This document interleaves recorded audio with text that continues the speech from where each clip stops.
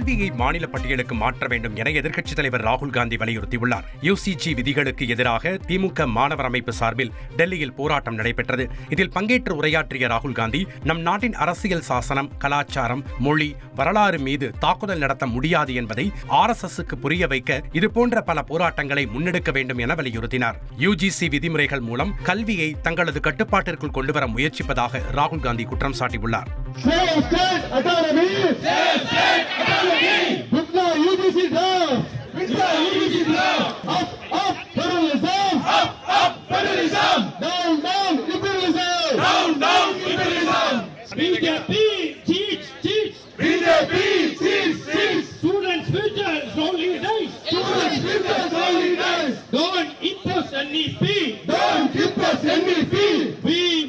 டெல்லியில் யுஜிசி வரைவு நெறிமுறைகளை எதிர்த்து ஒலித்த திமுகவின் குரல் இனி இந்தியா முழுவதும் எதிரொலிக்கும் என முதலமைச்சர் ஸ்டாலின் தெரிவித்துள்ளார்.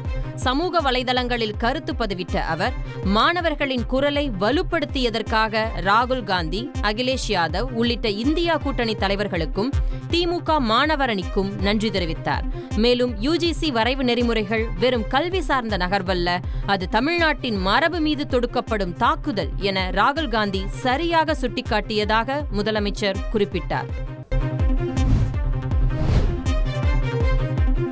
அமெரிக்காவில் இந்தியர்கள் நாடு கடத்தப்பட்ட விவகாரம் குறித்து பிரதமர் நரேந்திர மோடி பதிலளிக்க வேண்டும் என காங்கிரஸ் பொதுச் செயலாளர் பிரியங்கா காந்தி வலியுறுத்தியுள்ளார். நாடாளுமன்ற வளாகத்தில் செய்தியாளர்களிடம் பேசிய பிரியங்கா காந்தி, பிரதமர் நரேந்திர மோடி மற்றும் அமெரிக்க அதிபர் டொனால்டு டிரம்பின் நட்பு குறித்து நிறைய பேசப்படுவதாக தெரிவித்தார். அமெரிக்காவில் உள்ள இந்தியர்கள் அனைவரையும் திரும்ப அழைத்து வருவதற்கு நமது விமானத்தை அனுப்ப முடியவில்லையா என்றும் பிரியங்கா காந்தி கேள்வி எழுப்பினார்.